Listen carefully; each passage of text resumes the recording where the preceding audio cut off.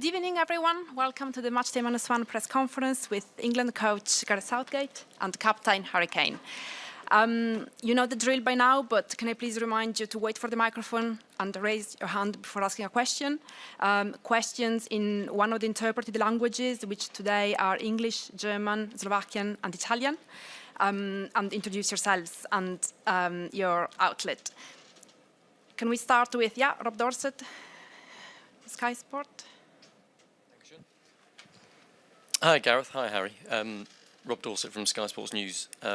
If I can do a quick one to each of you, that would be great. Gareth first, England's performances in the group stages have been analysed to death.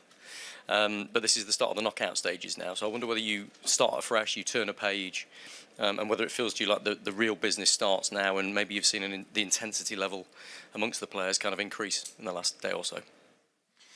Yeah, I would say yes. Of course, you have to get through that first phase, and there are moments within that where always in that second game, if you keep pushing, you can lose a game, and if you get a point, you know you're through. So that affects some of the actions at certain moments. And now you're into that world of it has to happen on the day. You've got to go for it.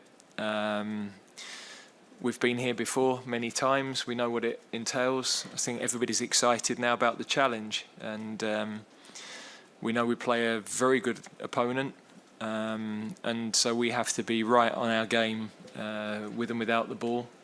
And we know that some parts of our game we've executed well, and some we need to do better. But I've seen a lot of signs within the game against Slovenia and since then that's starting to come. So yeah, I'm excited about the game tomorrow. Is that still on? Harry, we've been looking at your stats. 6 goals in your last 6 knockout games for England. Those would suggest this is when you come alive. Does something change inside you?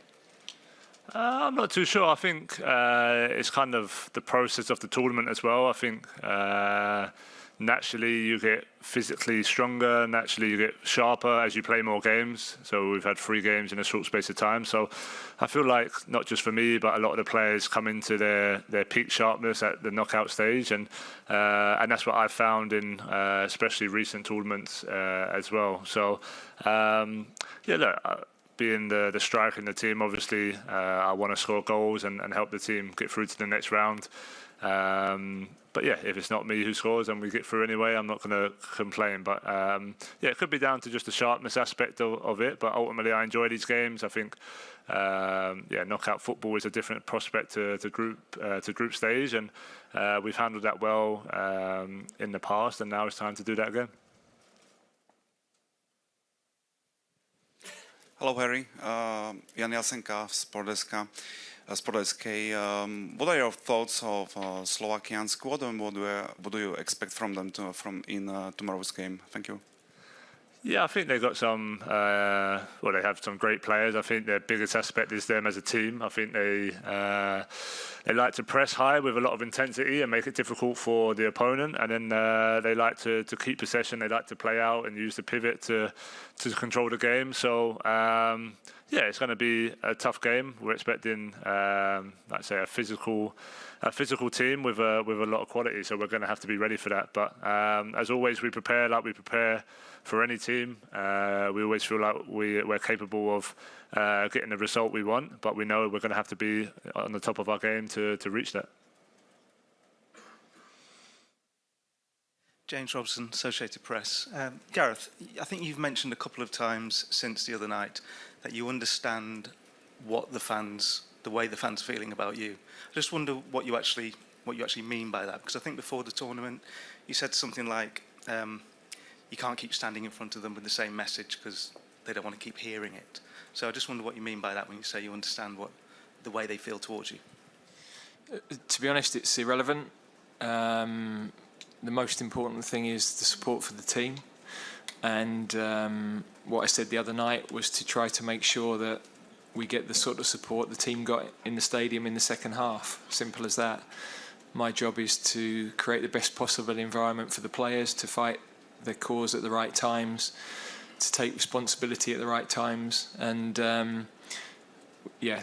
the team need the fans, so they should never underestimate what a lift it gives to the team when they are like they were in the second half against Slovenia. And I'm certain going into this knockout phase they're going to be the same. They're going to be right behind the team, and it gives the team such a lift, and that's all that matters.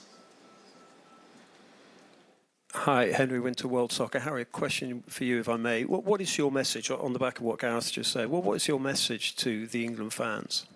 Thank you. Well, I think, if I'm totally honest, I think 99% of the fans are behind the team and the manager. I think, of course, both as a player and as a coach, you're going to have times where people voice their opinion, and that's part and parcel of playing for England. That's the bottom line. But I think, like the boss said there, the second half in that game especially was one of the best atmospheres I've been involved in, and it shows how much the fans care about the team, care about us trying to win the game, and that's all that matters. You know, we're a very strong group, not just players but staff as well.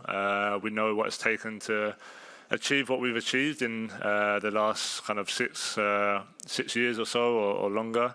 And we know it's going to be, a very tough journey from now until the end of this tournament if we want to go all the way. So that's all that matters, is fighting for each other on the training pitch, on the match pitch. And that's what we'll continue to do. And I know the fans are behind us with that.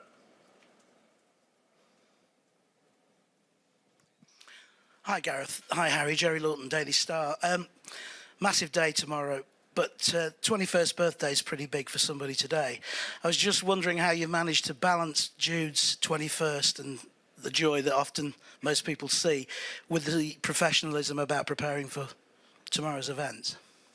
Well, we didn't go crate of beer out this morning, that's for sure. So it's also Eberecie's birthday today, and obviously Phil Foden has another addition to the household as well in the last few days. So there's been a lot to celebrate, and good feel about the camp. I think the players have enjoyed some time together, not just training. We had a day where we were able to get off their feet and not think about football, and I think that's important in a tournament. You're surrounded by football.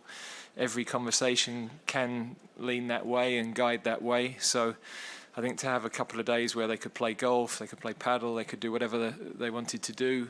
There's no science behind that, there's no data behind that, but there's something about enjoyment that you have to remind yourself, and I think that's a crucial part of a team. Hi both, good luck tomorrow. James Ollie from ESPN. Just firstly, is everybody available to start tomorrow, Gareth? Well, Luke wouldn't be available to start, but we'll have a chat with the medical team, see whether he can play a part, or whether it's whether he could do with a little bit more training first. Everybody else, Kieran, Phil Foden, all good. Yeah. And at the last two tournaments, the performance level seemed to go up quite significantly in the first knockout round, beating Senegal and obviously beating Germany at Wembley.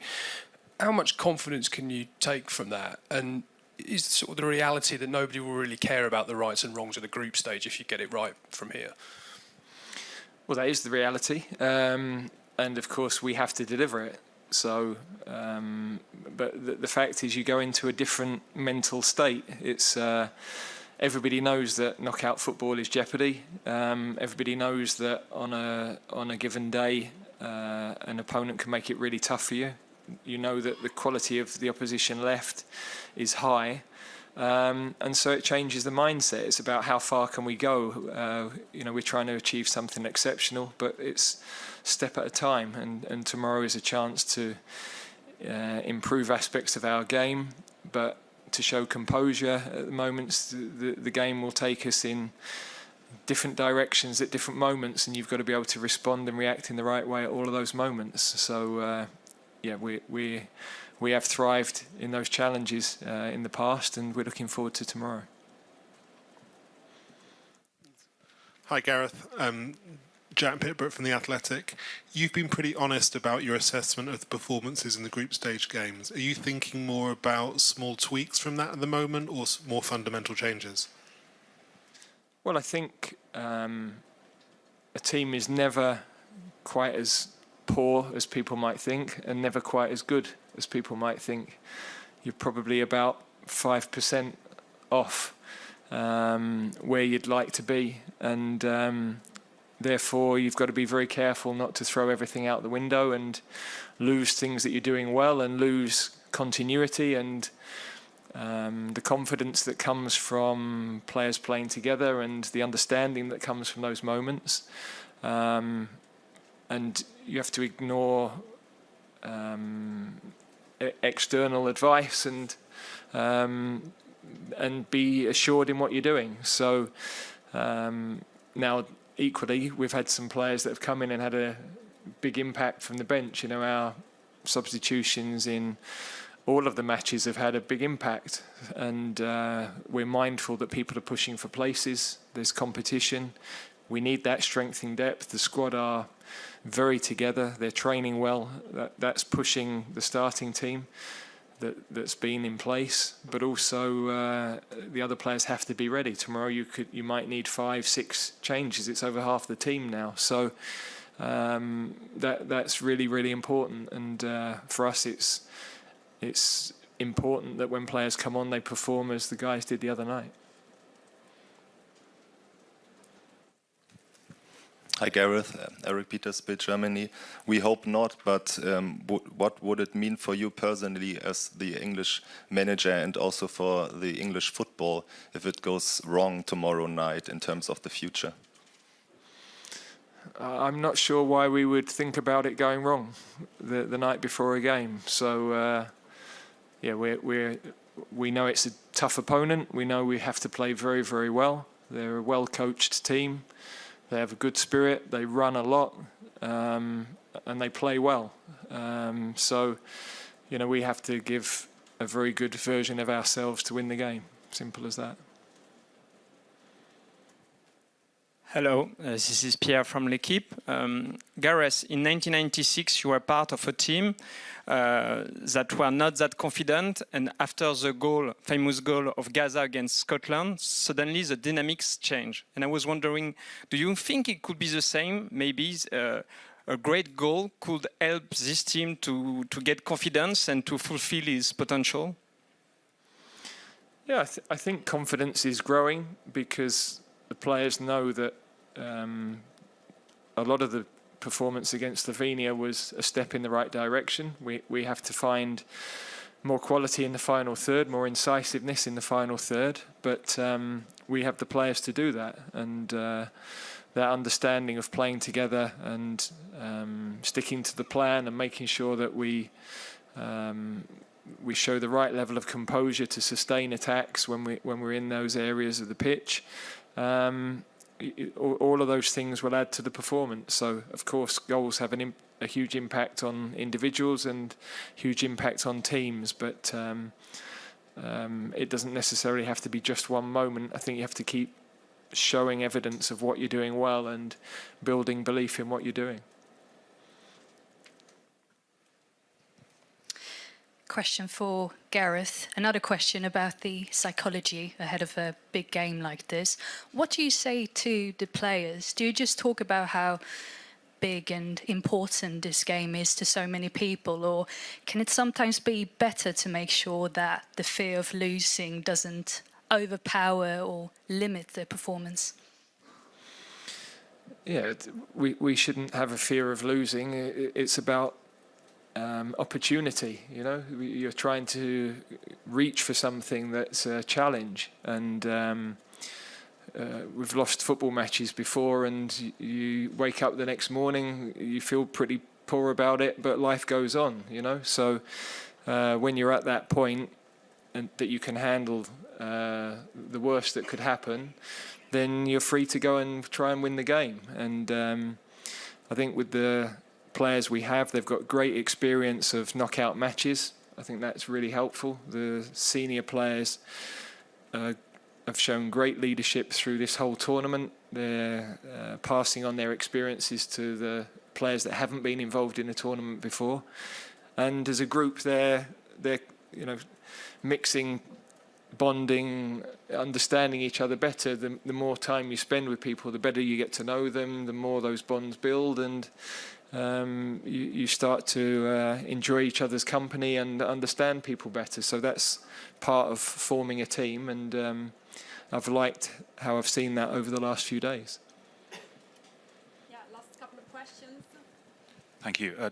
Dan Rowan, BBC. Gareth, we were asked about Jude a little earlier, and he said after the Slovenia game that he felt absolutely dead, as he put it. There were a few concerns about that language. Maybe he was struggling with burnout after a very intense season with Real Madrid, a fantastic season, but a long one. Are you concerned about the impact of the campaign he's had? Is he feeling the effects of that? Have you had to consider resting him, or is he in good order? No, I think when you're walking off a pitch and you've given everything, you're inevitably going to feel physically in a certain way and perhaps emotionally in a certain way. So he missed a period towards the end of the season with an ankle injury, and then towards the end of the season he didn't play every game because they were preparing for a Champions League final. So I think he will have benefited from the matches we've had, and then the recovery period in between, as have a number of players really. But of course we've always got to be mindful of the quality we have to be able to come into the game, the freshness, how freshness might make a difference in the latter stages of matches.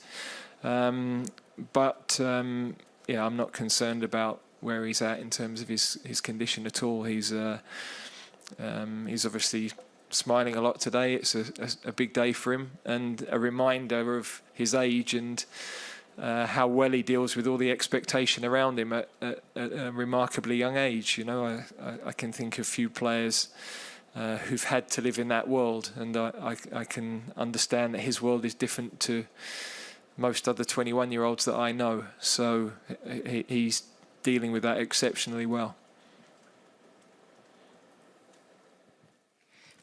Gareth, this game is your 99th in charge of England, which is an extraordinary statistic and record in its own right, which I know how proud you are of that, especially in light of the way you've been treated personally in recent days. But there's an obvious question about how desperate you are to make your century. Yeah, that whatever the total will be a number you look back on. When you finished, I got 57 caps. I'm proud of every one, but just getting caps wasn't why I wanted to play for England. I wanted to win things. I played in a semi-final. I've obviously managed a semi-final and managed in a final. So 3 of the biggest 5 tournaments we've ever had. I've been fortunate to have been involved in all of them. And yeah, tomorrow is that number is irrelevant to me. It's about the team progressing and taking a step forward. So that might be something when I'm sat later in life, but yeah, I'm just desperate to do well for my country, lead this group of players and staff who I absolutely love working with and think so much of, lead them through another, what could be another brilliant night, and create some more memories for our supporters, really. Thank you very much. Everyone, the Media Hub is open until 10:30 tonight.